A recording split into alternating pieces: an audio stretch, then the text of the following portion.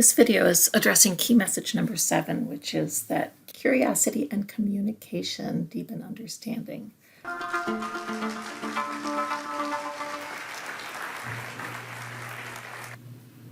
Read this third grade California math standard and see if it would make sense to an 8-year-old.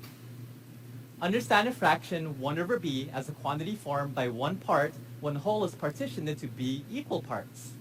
Understand a fraction a over b as a quantity formed by a parts of size 1 over b.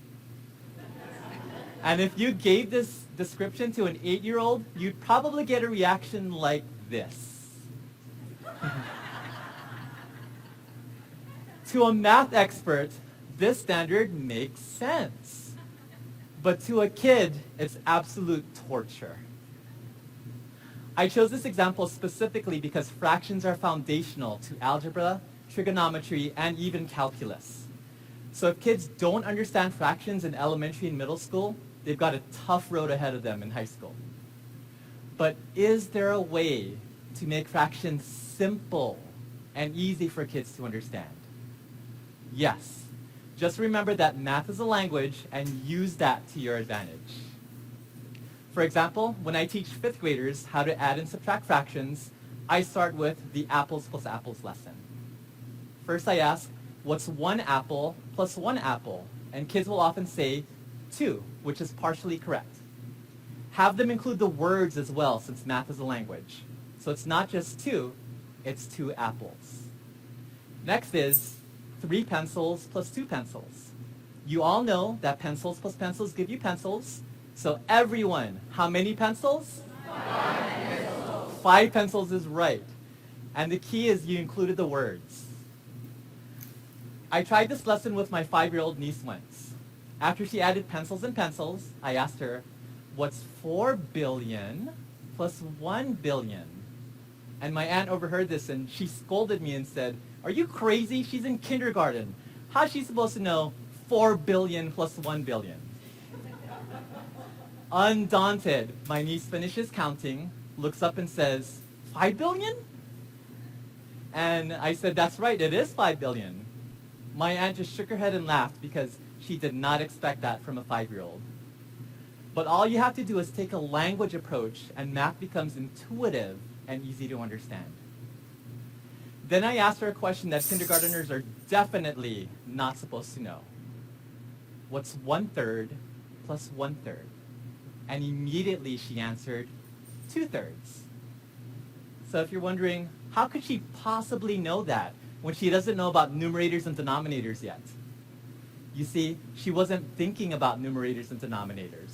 She thought of the problem this way. And she used 1 apple plus 1 apple as her analogy to understand 1/3 plus 1/3.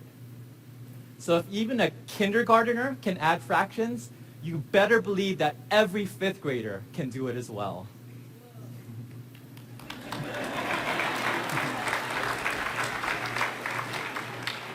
Just for fun, I asked her a high school algebra question. What's 7x squared plus 2x squared? And this little 5-year-old girl correctly answered 9x squared. And she didn't need any exponent rules to figure that out. So when people say that we are either hardwired for math or not, it's not true.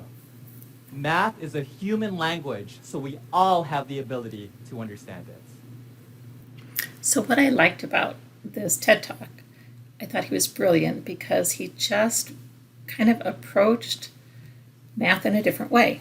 And by approaching something in a different way, sometimes we can make it more understandable. We don't think about language when we think about math, we think about numbers. And if we change the way we think about it, it may become more understandable.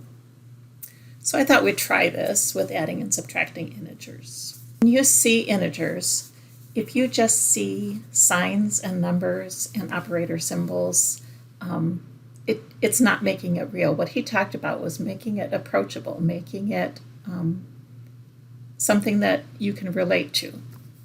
So let's try this when we're talking about adding and subtracting integers. If I ask you, if I borrow $15 from you, and then I borrow $12 from you, what do I owe you now? Could you answer that? Take a second. If I borrowed 15 and then I borrowed 12, what do I owe you? Well, if I owe you 15 and I owe you 12, altogether I owe you 27, right? So how would we write this in math symbols? Well, owing is negative. So if I owe 15 and I owe 12, now I owe 27. I don't have to memorize rules. I can just think about it in a context that makes sense. Let's try another one. If I borrow $15 from you and then I get $20, assuming I pay you back, what do I have left? What do I have now? So if I borrow 15 and I get 20 and I pay you back that 20, what do I have? Well, if I owe 15 and I get 20, if I pay you that 15, I have 5 left over, right? In that context, you can do the math. Mathematically, with symbols, this is what it would look like. Negative 15, that's owing 15. Positive is getting, and I have 5 left. Let's try another one. If I borrow 15 from you, then I get $10, assuming I pay you back. What do I have now? So I borrow 15, and I get 10. What situation am I in? Well, if I owe 15 and I get 10, if I pay you back, I still owe you 5, right? So that'd be negative 15 plus 10 is negative 5. How will this work for subtracting integers?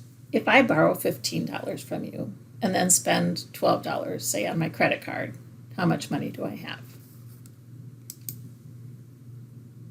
Well, if I owe 15 and I charge 12, I still am I owe you 15 and I owe my credit card 12. So negative 15 minus 12, because I spent 12, is negative 27. So if I owe 15 and I spend 12, it's like taking away 12, I then owe 27. If I have $15 credit on my account and I spend 20, what's in my account? So if I have $15 of credit and then I spend 20, how much am I going to owe my credit card? If I have 15 and I spend 20, I'm 5 in the hole. I still owe 5. Is this making more sense, I hope?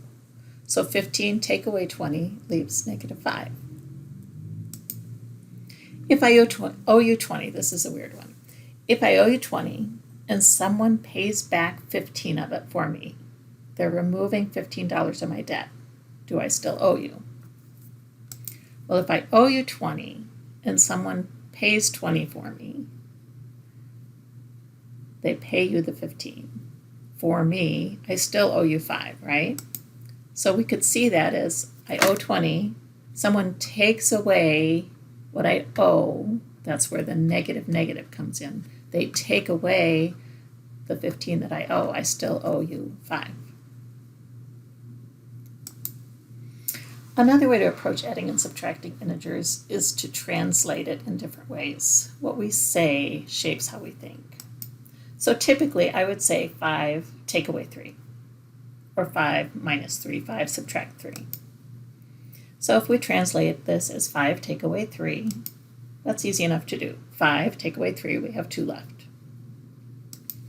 What about if I have negative 5 and I think of that as negative 5 take away 3?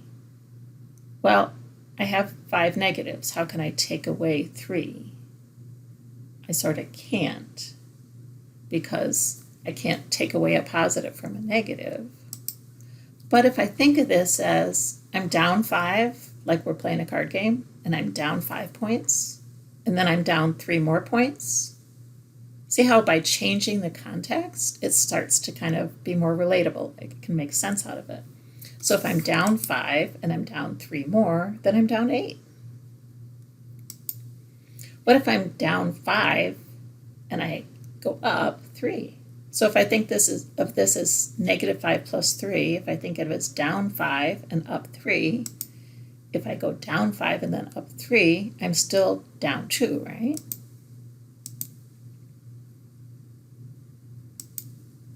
Let's try some more. This is another weird one. So what if I think this? of this as, remember that the negative sign can be read negative or take away, but it could also be read as opposite.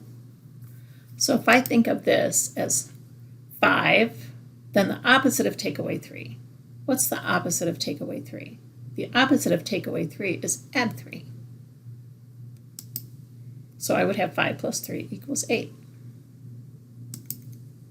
What if I have negative 5, take away negative 3? Some people can kind of think this through. If you think of like the chips, where you have red chips are negative, green chips are positive. Well, if I have negative 5, I have 5 of the negative chips. If I take away 3 of the negative chips, I'm left with 2 of the negative chips, right? The other way to think about this is if I'm down 5, and then the opposite of down 3, which would actually be up 3. So down 5, then up 3 leaves me still down 2. Part of this is which contexts and which kinds of phrasings make the most sense to you. So here, 5 down 3, I'm up 5 down 3. Wait a minute. Don't get too caught up in it. Sometimes it's simple. Don't overthink it. I know how to do 5 take away 3. It's 2.